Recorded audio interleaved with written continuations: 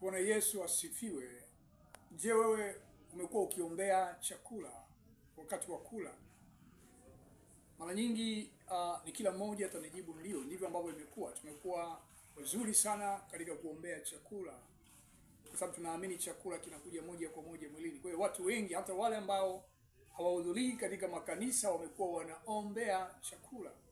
Lakini leo nije na jambo jingine muhimu sana ambalo tunaweza kuanza kulifanya sasa.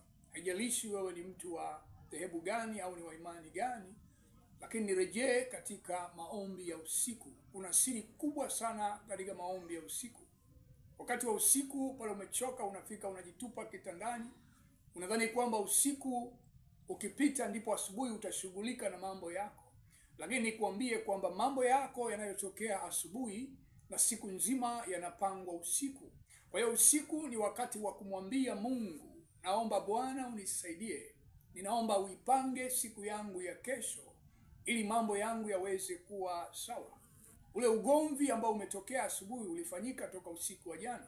Laiti ungezuia ule ugomvi katika maombi ya jana usiku, kusingekuwa na rabsha ile ambayo imekupelekea ugombane na watu wengi na hatimaye hata biashara yako iharibike.